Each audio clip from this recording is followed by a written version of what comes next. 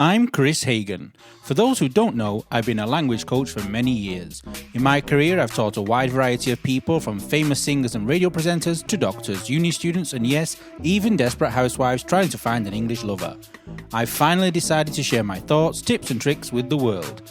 Also check out my YouTube channel if you want to see my ugly mush. So let's kick off this podcast with a great jingle. Doesn't matter where you are, in the car or at the bar. Here for you comes in your ears, another word for thanks is cheers. Here's the new kid from the block, here for you around the clock. Shining on his English lips, Kris is an anagram of risk. Kris. Hello from me and the dogs barking behind me and the children screaming in the park next to me. I'm sure they're all possessed by something or somebody, God knows what. But I want to start off this episode by saying a great big happy birthday to Gwyn. He's 21 and a couple of months. Who's Gwyn? Well, you're about to find out. Are you ready for the jazzy little jingle? Which is also educational. Okay. Gwyn is how you spell Gwen. W-A-L-E-S is how you spell Wales. The spelling test is over. So what now? Let's listen to what he's got to say. Over to Gwyn. Today we have the husband. You're married, right? I am indeed. Okay. Happily married. Yes, indeed. Okay. She's in the room, so just smile. He's looking over at us at what answer should I give. Okay, so who are you? Tell us who you are. My name is Gwyn. Born in London. Credit card details? No, no, none of that. I was born in London 69 and 8 months ago. And I was there for 5 years. Then moved to a place called Stanwell. Stanwell is near here somewhere? Near London Airport, because my father went to work for British Airways. Ah, okay, near Heathrow then it is? Near Heathrow. Ah, okay, right. But your name is Gwyn. Tell us about where Gwyn comes from. Gwyn comes from Wales. It means white in Welsh, apparently. Apparently, you don't speak Welsh? I don't speak Welsh at all. Terrible. You have a Welsh name you don't speak? I can speak the longest... Go on then, say it, go on.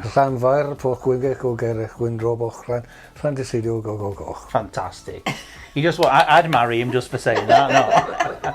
But it's already spoken for, never mind. So we're in your studio now, you call it studio, it's a studio, eh? Your art studio. And there is a beautiful painting. The painting is beautiful, but the image that I'm looking at is the ugliest cat I've ever seen. Who is this cat? Is it yours? I can't possibly comment on whether it's ugly or not, but... No, because it's not professional, but I can comment. It's a very ugly cat. But it's very difficult to paint. This is the politically correct answer. This is the English part of it, okay. So, but you have a history of stories of cats. I've heard that a cat went into the bath with you. Tell us about the cat. I had a lovely, lovely cat, and he was an amazing cat. It turned out that we thought it was a he cat. And we, at that time, lived in a mobile home next to the River Thames near Runnymede. A lovely place to live. And we went away for the weekend, and cats being cats, you can leave them for the weekend, leave food out and so on. And we came back on the Sunday to find 6 kittens in our bed. In your bed? In our bed. Well, these were comfy, weren't they? It was very comfy. It wasn't a boy then? It wasn't a boy. It definitely wasn't a boy. So, it ended up being called Charlie, as opposed to Charles. We called it Charles. Okay. Just change the last little bit, like in Italy, to change it from an O to an A. But he was a lovely cat, and we then moved to Bracknell, and after that to Wokingham, and had kids and all the rest of it. But the cat used to, as soon he could hear me coming from about 2 miles away, God knows how. But as soon as I was anywhere near the house, he would sit on the bottom of the stairs. And it's curious. My wife would actually say, "Oh, how does he know?" Back. Yeah. She. It's a she now, no? The same cat? No, I'm a he. No, you're a he. No, the cat was a she or a he? His wife was a she. Your wife was a she. Okay, but the cat was a she as well. The cat was a she. Okay, because it just had kittens. Okay, because he and she everywhere. You know, in fact, somebody once said to me that only dogs wait for the owners to come. It's not true. Also, my cats, when you're arriving in the house, they're there looking at you. Yeah, but he knew before I got anywhere near it, I'd be in the car 2 miles away. And he knew you were coming. She. And I wasn't necessarily coming home at a regular time. Actually, I always knew. So it's just new. It's bonkers. Sixth sense is impossible to say. But if I went in the bath, he would come in the bathroom and sit on my chest and look at me. I want my cats to do that. I used to like reading when I got an opportunity, which is reading in the bath. I'd read in the bath, and the cat put his head over the top of the bed. How cute! Yeah. So you prefer cats to dogs? I like both. But if you had to choose one, I wouldn't. you would. Another politically correct answer. No, I wouldn't. I love them both. We had a wonderful little dog. It was beautiful. Well, you had a dog. I saw there's a photograph somewhere. Also here. He died. Little white Bichon Frise called Buddy. Yeah, lovely little dog. So would you never get another one? Was it not something that you? It's quite a lot of a tie, I think we want to rest from that now. So we just borrow other people's dogs. And now you do art things and creative things. Yeah. I've been trying to learn. I went to art college when I was 18, for 4 years, and did graphics. So I didn't really get to do much. I didn't do any watercolouring. And ever since, I've always felt that I needed to learn watercolouring. And I tried and tried and tried. Couldn't do it. I eventually bought a book, which was brilliant. And you taught yourself? You taught yourself how to do it? I did painting and stuff at college, but watercolour is a different medium. And I'm used to it. I can't even draw a stick, man. It uses very different techniques. And that book actually guides you really, best book I ever had for learning watercolour. And so all these things have come through. There's many things, but this cat has made an impression on me. When you finish it, I'm not at all surprised. If you finish it, because I know you're not really chuffed about it, you can send me a picture of the finished version. I want a copy for my bathroom. In my bathroom at home, I have pictures of cats, but this one I think would stand out quite well. I think, yeah. Oh, I'm glad you like it. So thank you very much, and we'll speak to you next time. Okay. Thank you, Gwyn. Thank you, Gwyn. Thank you, Gwyn. Thank you, Gwyn. Thank you, Gwyn. Thank you, Gwyn. Thank you, Gwyn. Thank you, Gwyn. Thank you, Gwyn. Thank you, Gwyn. Thank you, Gwyn.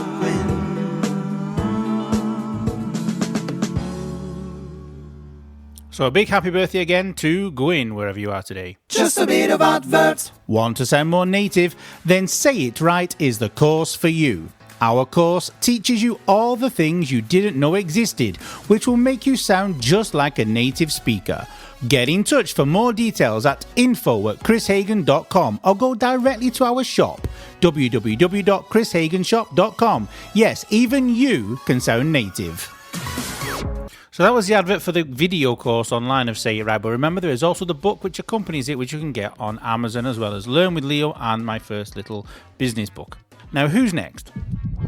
Straight from the north come Susan and Victor. Kris, don't be mad if you're not in the picture. Don't cry if Mum and Dad leave up in Manchester. You can hear them now from wherever you are. What was it? This is the next one. Shh, quiet now. You're going to tell me, and I've got to try and guess what they mean. Okay, So I'm telling you.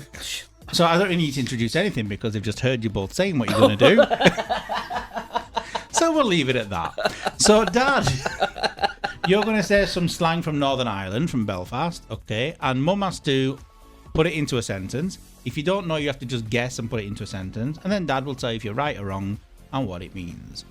So they can hear everything you're saying there. So don't. She's swearing at my dad for some reason. I said easy. Easy ones. Okay, so Dad, what's the first one? We. W-E-E. He's a wee lad. What does we mean then, Dad? We is like small. Okay, and he also uses it in Scotland as well, and also in England now. Small, we use yeah. it. A lot of people use it. It's transferred over here. That's because because the Irish are everywhere. You're everywhere, like COVID. But you also need, also Italians, to be honest, are everywhere. But remember, we also means when you go for a pee on the toilet, so be careful. When you say a wee lad, you don't mean a lad made out of wee. Okay, so the next one, what's that? How you wished? How do you wished? That's How a you sentence wished? on its own, though. I have no idea. None at all? Not a clue. How you wish is when someone's trying to tell you to shut up. Really? I'm surprised he's In never other said it words, to you. instead of saying shut up, we say, how you wished? I've never heard you say that, have Uh-huh. No. Yeah. Never. Not to me. I must be Because he never wants you to shut up. That's it. He loves you talking all the time. Okay. So what about the third one? About ye. What about ye? How about you? What about you, wee lad? I can't think of anything. Yeah, put on a Belfast accent. Go on. You know you. What about you, wee lad? Very good. So what does it mean? If somebody doesn't, if you meet somebody in the street and they don't say hello to you, you just shout over to them, hey, what about you, wee lad? And then it draws your attention and they say, oh, I'm all right, you know. But remember, in Britain, also which includes Northern Ireland, We're not actually interested in how you actually are. It's just an expression. Oh, okay. If I say, how are you? We don't really want the answer. What are you doing with the pieces of paper shuffling about? You're not a news reporter. It's my hanky. Paper hanky. Times are hard in COVID. You got hanky made out of paper. Voucher. Right, yeah. Okay, while you two are just fighting there over a piece of paper for no reason, stop cheating, Mum, anyway. Yes, she is. Well, last time I was in Belfast, I wanted some brown lemonade, right? Oh, yeah. And I stopped this woman in the shop, this wee old woman, and she had a week, 9 what it means.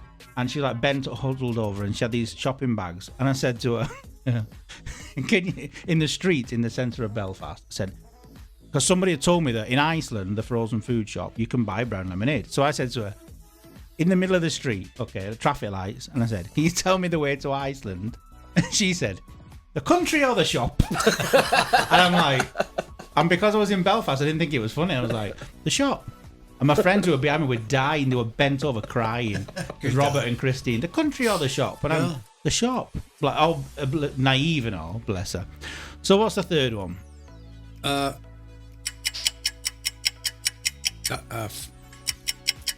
Faffing. Stop faffing about. Okay. So this one you said it quite easily. Why? You say this a lot. That does. Well, it's just when people are talking nonsense. Just say, stop faffing about, will you? Really? Yeah. Really? Faffing means talking nonsense? Faffing. I thought faffing meant Faffing about. stop messing about. You could be talking to somebody. Messing about. It is messing around. As well. So it Yeah, means both faffing things. about. You be telling lies to somebody or Ah. just continue saying the Telling same thing. was it cherry pies? Cherry pies. Cherry pies, okay. We white lies. Like pork pies. Up here, we say pork pies for lies. Porkies. You tell him porkies. Pork pie. Pork pies. Can So how many of these Belfast things have we done? 3? No, it's done 5. He's not done 5. How many have you done now? How many have you done? Never 4 or 5. Our producer's not taking count. 4. 3. Well, do 2 more. Go on, just to... Egypt. Oh, he's alright, Egypt. E-E-J-I-T. G-I-T. J-I-T. He's G. alright, Egypt. J. J or G? J. J? I-T. Really? Egypt. Ah, okay. Not Egypt. It's Egypt. Okay, then fine. I just did it. We weren't listening to you. We're busy doing the spelling. My dad's a cheerleader, didn't you know? He's alright, Egypt. Uh-huh. So it means what? It's an Egypt or somebody, you could also call you a buck Egypt, which means there's something wrong with your head. You're not with it. Idiot. An idiot. Okay, go on then. Give her another one because she's so good at these. Wee buns. Wee buns. Oh, that's wee buns. Mm-hmm. Wee buns means it. That's It's wee easy. buns. Dead easy, that.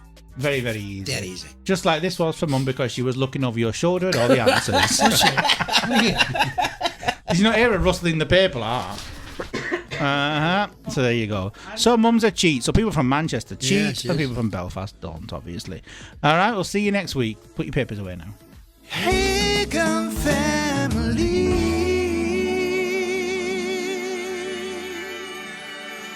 Now, speaking of the Hagan family, I'd like to give a big shout out to EasyJet, who have messed my flight around for Christmas and New Year. How many times now? 3 times? 4 times? They cancelled a flight, they moved a flight. We hope you don't mind if we move your flight, of course. Not that I come back a day earlier. Not a problem. And then after doing that, then they also decided to jumble me around with the times as well. I'm really happy that I also booked car hire because it means every single day I have to keep phoning them to change the details. Thank you, EasyJet. Now, after all these ugly cats and crazy parents, we need something nice and educational. What should we have? And I beg you to fix it. Now, here we go. How do you spell... No, the opposite. How do you pronounce this word? B-R-E-A-K. Not break. Okay? The pronunciation is break. Always has been, always will be. A break. Now, I know you've seen these 5 letters at the beginning of the word breakfast, but in breakfast it's pronounced break. When it's alone, it's break. Also, remember, you can't say, I'm going on my pause. I've heard this a million times, obviously by students, not by native English speakers. Well, I've never heard it by a native English speaker because we don't say it. So you don't go on your pause, you go on your break. And remember, break is break, always has been break, and always will be break. Okay, so not break. So fix it, and I'll see you all next week. Jingle! Doesn't matter where you are, in the car or at the bar. Here for you comes in your ears, another word for thanks is cheers. Here's the new kid from the block, here for you around the clock, shining all his English tips. Kris Is an anagram of risk.